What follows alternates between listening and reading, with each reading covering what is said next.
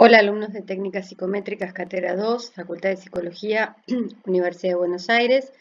Este es el video número 8 acerca de teorías clásicas de inteligencia y habilidades. En el video anterior nos habíamos acercado a la noción de coeficiente intelectual tal como fuera formulada por Binet en el año 1905, que en realidad era un cociente entre edad mental y edad cronológica. Vamos a ver por qué se abandona esta noción de este puntaje transformado, que fue el original, el primero que se usó para medidas de inteligencia, en el año 1939. En este año, el psicólogo estadounidense David Bechtler aparece en escena en 1939 y afirma algo así como: todo lo que Binet hizo anteriormente con respecto al coeficiente intelectual en términos de cociente intelectual, edad mental sobre edad cronológica, sirvió hasta ahora, pero no tiene en realidad ningún sentido ni fisiológico ni matemático. ¿Por qué ni fisiológico ni matemático? ¿Por qué no matemático? Porque si recordamos algo de lo que veíamos en la escuela secundaria, cuando estudiábamos matemática, para que nosotros podamos hacer una cuenta de suma, resta, multiplicación o división, debemos tener una función lineal, ¿sí? Es decir, una recta, representando el eje horizontal, una de las cantidades, en este caso el denominador o el numerador, y el eje vertical, la otra de las magnitudes o cantidades a ser divididas en este caso. Es decir, que debe haber entre estas dos una relación, una función lineal. Traducido a términos más sencillos, ¿qué significa una función lineal? Que por cada año de edad cronológica que un niño aumente, debería aumentar un año de edad mental. Por cada mes de edad cronológica que un niño aumente, debería aumentar un mes de edad mental. ¿Sí? Esto sería, dicho en términos sencillos, una función lineal. ¿Qué pasaría con una función lineal? Que para hacer esta cuenta de dividir, para hacer este cociente, necesitaríamos desde el punto de vista matemático. Pero Bechtler, cuando aparece en escena, dice: la evolución de la inteligencia en el ciclo vital está muy lejos de ser una función lineal o línea recta, sino más bien es una curva.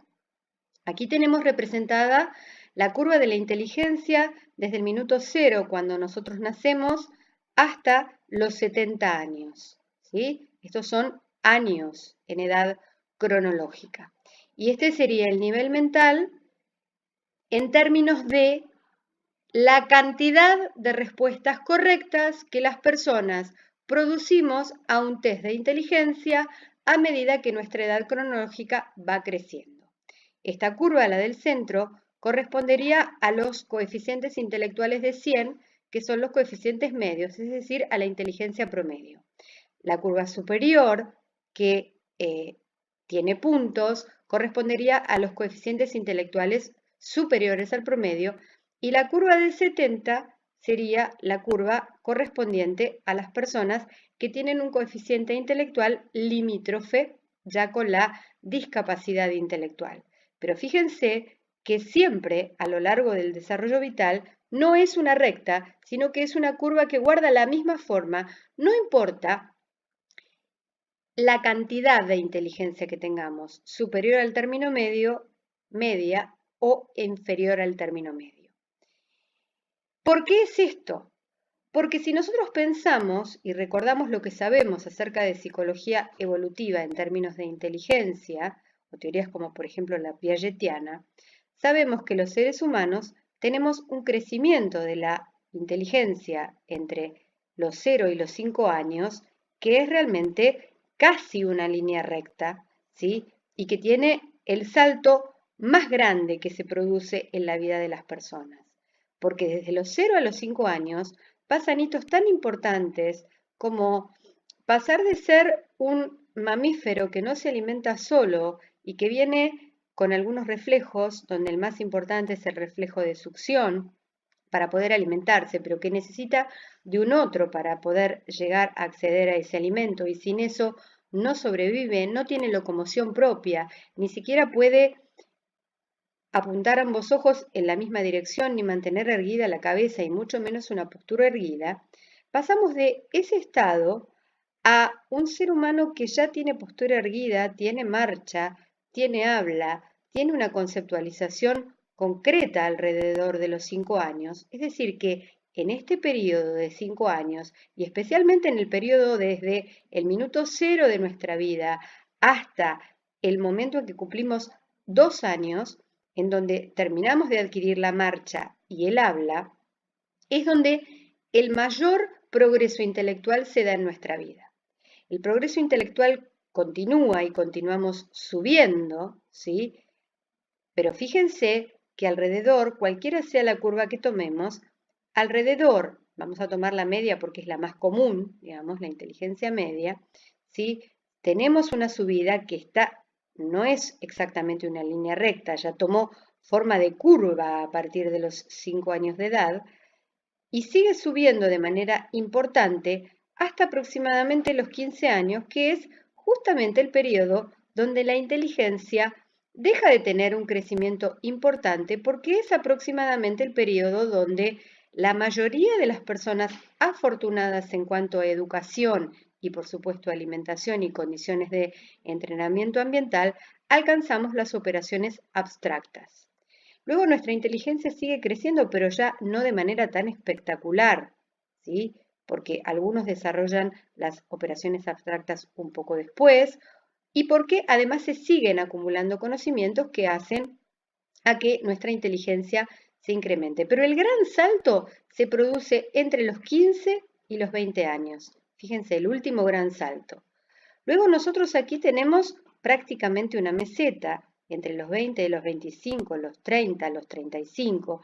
Se considera que aquí estamos en la plenitud de nuestras funciones intelectuales y luego empieza a decaer de una manera no demasiado perceptible hacia los 40, 45 años, hacia los 50 ya el declive se empieza a notar más, 55 se nota más, 60 y hacia los 70 se nota más.